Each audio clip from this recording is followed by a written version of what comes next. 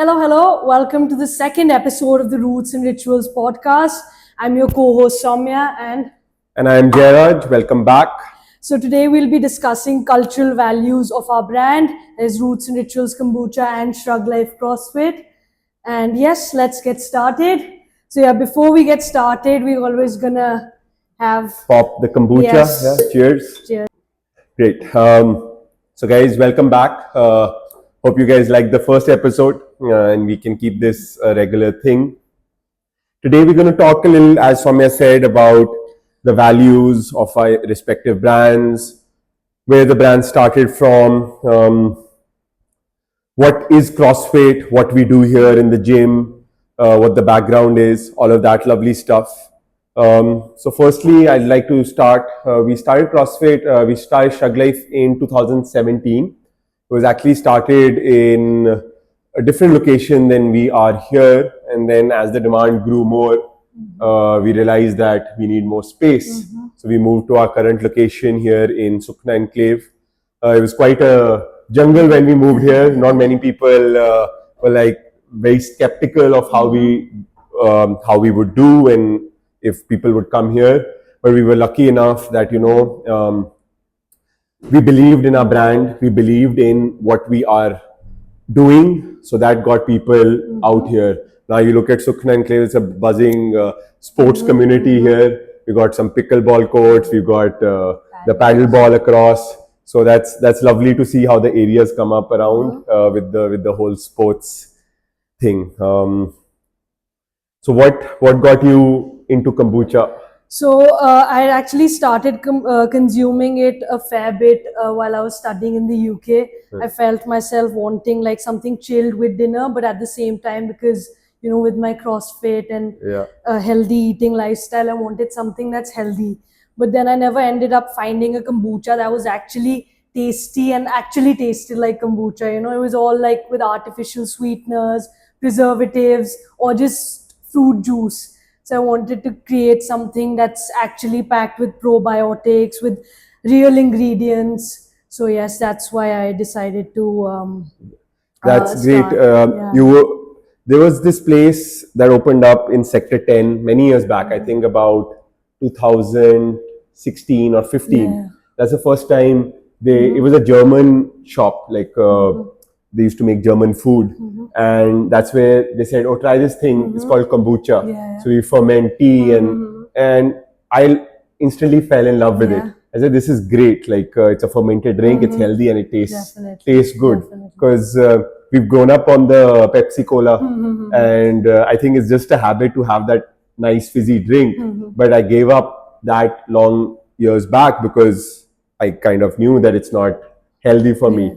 So, but to get that fizzy, healthy drink is amazing. So that's great. This was actually my project at Cordon Bleu as well. Okay. So I decided to take it forward and actually make it into. I think a lot of listeners would be interested in knowing what is kombucha. Yes. Like, we know that it's a fermented tea and stuff, but what goes into it and what are the health benefits of kombucha? So it's basically fermented tea. So you brew either black tea or green tea with sugar, and then you put in this live culture. What is fermentation? Fermentation. So like, to go into technicalities of it, we put a live culture. It's called a symbiotic culture of bacteria and yeast. So it looks like a gelatinous pancake actually. So it's like similar to how we make dahi at home. You take some cultures, you put it in your milk and then let it sit out and it becomes curd. So this is also a similar process where you put in live cultures in the tea and the brewed tea, and those lactic acid bacteria and the acetic acid bacteria, they feed on the sugar in the tea and they give it this sourness, the natural carbonation. So nice. Yes, quite complicated. Huh? Simple yet complicated. Yeah, because with dahi and curd at home, my mom's always like, oh, the temperature has to be right. Yes. Everything has to be just spot on, and it can go really bad if things are. Is it the same with kombucha as well? If it gets too hot, then the fermentation gets quickened, and then you don't end up developing the right flavor. It gets over fermented, so you really need to make sure you have a standardized temperature, standardized pH levels, so you need to make sure. And how all long that. do you ferment the tea So for? again, it's depending on the temperature right now, because it's a small setup, so I don't have like an industrial setup, so I have to be very careful. So in the winter it takes longer. In fact, in December few batches have taken even a month to brew. Wow. But now it takes about 1 to 2 weeks on average. And what are there any health benefits of Yes, consuming yes. kombucha? So it's packed with good probiotics, good gut bacteria. What are probiotics? Yes, they're like good bacteria that kills the toxicity from toxic bacteria in your system. Okay. So there's studies that have shown that it's good for your heart, it's good for your liver, and it's even been shown that it can help with diabetes. And in lab rats, there were some tests done that showed that it can help with that, and it even slows down the digestion of carbs. Okay. Yeah. Great. So how many of these should I consume every day? I mean, everything in moderation, obviously. We have few people, CrossFitters are few people who can't be lectured on moderation. But yes, about 1 to 2 of these a day is good enough. Sorry, I'm asking so Yeah. many questions No, because I'm no. curious Yes, about it, and I'm sure our definitely. listeners will be Yes, the yes. same. Mhm. What was your inspiration, and what is the motive behind starting this brand? So again, like I mentioned, it was always, my life centered around health, nutrition, fitness. I wanted to create a product which is healthy, which is which is lower in sugar, natural, fresh, clean ingredients. And then, yeah, like I said, it was something that I like consuming and I resonate with it. So Great. That's great. We have this nice homegrown brand of kombucha. That's so nice to see. Soumya joined CrossFit in 2022. I remember the day vividly. I think it was 31st of May, which we celebrated our fifth year. Fifth year. We had a kind of a in-house fun competition, and she was hooked on. I told her, now you're hooked, and she's been regular since then. And it's so nice to see her grow this passion for health and fitness into this brand, and we wish you all the best for that. So a little about what Shruglife is and what our values are. So Shruglife, I think in about 2020 we adopted this tagline called "Happy, Humble, and Hungry." I think that's quite apt. We want to stay happy. That's the end goal of any pursuit we have, be it business, be it exercise, be it relationships. That's the end goal. So that's one of our core principles is happiness. Humble is about having self-respect and respect for the environment and people around us. Because to be very honest, you cannot beat CrossFit. It will whip your ass the moment you start thinking that you are winning, because there's always another stage of evolution. Definitely. And we come here, work hard, we show up on time, we respect each other, courteous to each other. That's one of our core principles as well, being humble. And the hungry is not, okay, we get hungry after CrossFit, we want to eat all the food we get, but it's more about, sorry, I got a little bit thirsty speaking. It's about hunger for progress, for evolution. For me, I don't like being still. The day I find that today I did not do something which made me better, either physically, mentally, or spiritually, that brings me down. Yeah. So I'm striving continuously to grow, even 0.5%, 1/4%, trying to find ways how I can improve myself on a daily basis. That's the hunger, that's the light inside me, which is always striving to be a little better in everything I do. So that's our motto: happy, humble, and hungry. So we try to incorporate that with each member. Sometimes I have to be very forceful in enforcing that, but it's served us well. It's got us a family of like-minded people who are striving for the same goals. Our ethos has become so strong, I feel here, that people either, I don't want to say, but fall in line with that motto or fall out of place. It's become a bit of a cult, and I think cult is not a negative word. It comes from culture. Recently, I saw an ad where CrossFit's promoting itself as a culture. It is kind of a cult of people who are happy, humble, and hungry. I think there's no shame in being a cult of like-minded, progressive people. So that's what Shruglife is about, and we hope to continue on those ideals for as long as we exist. The logo as well of the brand actually ties in very well with what we Great. stand It's a here fascinating at, logo, yes, which I've always wondered where's the sun, the trees, the tigers coming from. Yeah. So it's like strength, balance, and longevity, right? Which is Nice. something that even CrossFit promotes. Of course. So the tiger, it's a symbol of strength.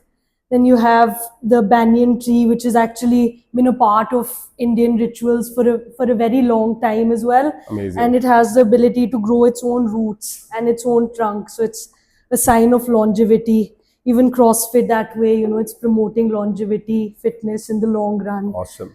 And then yes, sun, warmth and balance. Yeah, it's a beautiful logo. I absolutely love it. It's very catchy, and it gives you a nice warm feeling. That's what I didn't know what it represents, but it gives you a nice warm feeling of health and prosperity and strength. So I think we can now talk about a little about what we do here at Shruglife.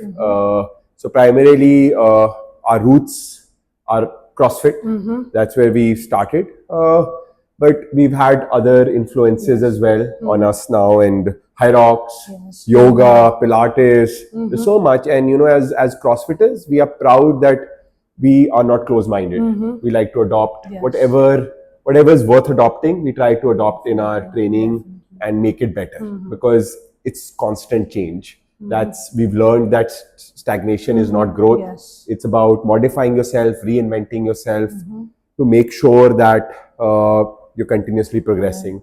So basically, what CrossFit's definition is: constantly varied functional movements at a relative high intensity. So constant variance is something that we've actually moved on from. So we have something called, we've had a progressive overload rather than a constant variance. So our programs are run in a 7-week block now, where we test out in week 1 your strength measurements, your speed, agility, stamina, endurance, so many power. So we have a week of testing which we just went through this week. Now we're going to train those elements over the next 5 weeks, and we're going to retest. So it's basically not changing all the time, but we try to adapt and change the length of the workouts, the loading, even the environment. We try to do workouts sometimes outdoors. So we moved on a little bit from changing the workout every day, from having a little bit of structure, and I felt that was the right way, and we've seen a lot of growth in that. So, but it pays dividends to change quite frequently. Like when we used to go to the gym, it was about Mondays chest, Tuesdays back, Wednesdays arms, some bullshit like that. And that's okay, that was good for me for some while, but it gets stagnant, and so many people come. So many, I'm sure you can speak from that. Definitely, like these 6-7 week cycles that we have here, you have a bit of accountability. You get to see the progress within those 6 weeks. So it's definitely better to have a structured form of training than just doing random shit every day. And then so we've tried to get some form of science from the gym bros and CrossFit. So we try to marry the both and come up with that. The next point is the functional movements, which is the cornerstone, which is the key, I feel, of this program we are running here. Functional movements are movements which work multi-joints, basically. We're not doing isolation movements like bicep curls. We feel that we get more strength out of doing movements which are compound movements, moving. Like instead of a bicep curl, we'll be doing pull-ups, working more joints. And functional movements are those movements which are going to help you in daily life. Picking something up, placing it in an overhead bin. A lot of times I used to give this example. My mom started CrossFit back in 2017 as well. And she used to travel by flight or by train. And always she had to ask someone to lift the stuff and put it in the overhead cabin. And one day after CrossFit, she was traveling and she didn't even realize she picked it up and put it up herself. You know, that was so cool. Yes. That's real fitness for me. You have any thoughts on the functional movements we do? Definitely, you know, all these I mean, right now I'm quite young, so I don't see the difference, but I see, you know, the elders in my family, and they didn't have, maybe that back then there were not enough facilities, not enough knowledge, so maybe they didn't know the importance of these movements. So had they incorporated this, they wouldn't be struggling with joint pains, you know, struggling to get up, stand up, get into the car. So if we incorporate this, even now, even later in your life, it's definitely beneficial. Better late than we have members from 5 years old to 70, and CrossFit says the difference between training between our grandmothers and an Olympic athlete doesn't vary by kind, but varies by degree. You know, everyone needs to squat, everyone needs to press, everyone needs to pull their body weight.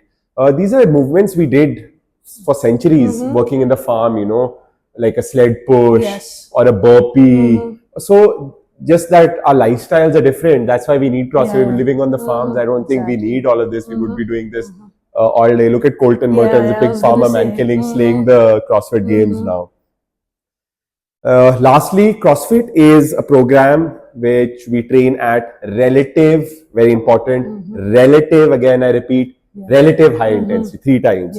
It is a program, and it's not maximal intensity, it's relative high intensity. So my intensity and maybe a Matt Fraser's intensity is going to be different. My intensity and my grandma's intensity is going to be different. But we all train at a threshold intensity. Let's say my max is about 90 and I want to do bulk of my training at about 70, 80, just nudging that threshold. And maybe once in a while, just trying to nudge to a 91 or 92 to make that threshold go up a little bit. You know, that's where the magic happens. That's where we release our hormones, the good hormones, the dopamine, the endorphins. So you feel good. So the magic is in the intensity, but it's not maximal. It's high and it's relative to each person. I think you can really talk about intensity because you love that about CrossFit. That's what got you hooked on, and I think that's what got all of us hooked on to CrossFit is the magic of the intensity. Yes, definitely. Like it's better than getting a high from, you know, drugs and alcohol. You get your nice endorphins from CrossFit. So yes, definitely something, maybe not CrossFit, but at least functional fitness is something that should be a part of everyone's routine. So I'll ask you a question. How do you know what's the right intensity for you? How do you get to know that? So, I mean, now over the years, I've started to learn to listen to my body. And listen to the coach as well? Yes, and most importantly, listen to the coach. But yes, I think that it's, as a woman as well, you need to listen to your body, especially, you know, different phases in your cycle. So you need to see how that feels. And obviously, you know, we focus a lot on our technique and everything. So you need to see how that load is feeling, how your technique is, and then you want to progress further. Nice. So yes. So folks, that's about the science of it. But CrossFit's a little more than that. CrossFit's a family. Definitely. You know, we build relationships which last a lifetime. You know, people make best friends in the army because they suffer together. I feel we suffer together on a daily basis here, and the bonds we share. You know, you've recently went on a trip with a friend who you made at CrossFit. So that's amazing. You know, I found my better half at CrossFit. So many people do that, and because the mindset is the same, and the suffering is common, I guess, and you just understand each other better. And it's real shit. I would say CrossFit's real shit. It's really nice being in a community of like-minded people. You know, one place where everyone understands each other. So yeah, we want to do hard things together, and we want to support each other. It's so lovely to see that. We'll be doing a retreat as well soon. We try to do that, get together as a group, travel, learn more about each other, share experiences. So it's more than the science. What gets people coming back is that community aspect, the friendships and the bonds. So that's about it. We'll catch you for the next one. Anything else? So Last thoughts? The next podcast, we'll be moving on to nutrition, which is something that most people are more interested in learning about. So we'd love your feedback and any questions you have for Great. us, so that we can cover in our nutrition podcast as well. Like Jay mentioned in the last podcast, we'll be having people from different walks of life coming in, like health professionals, doctors, athletes. So you can give us a set of questions or anything you'd like for us to cover in those as well. Awesome, So, yep. guys. Like right. and support us so that we Thank can you. keep this podcast Yes, going. yes. We love doing this. My last thoughts are, we used to do these Friday talks, and I used to love doing that. But unfortunately, it got to a limited audience, and I had to repeat it every time, so it was quite tedious. I feel through the podcast we can get a larger audience and have more structure to the talks. So thank you, Soumya, for thank starting you. this, and Thank you. let's keep it going. Yes, cheers. Cheers. Thank you.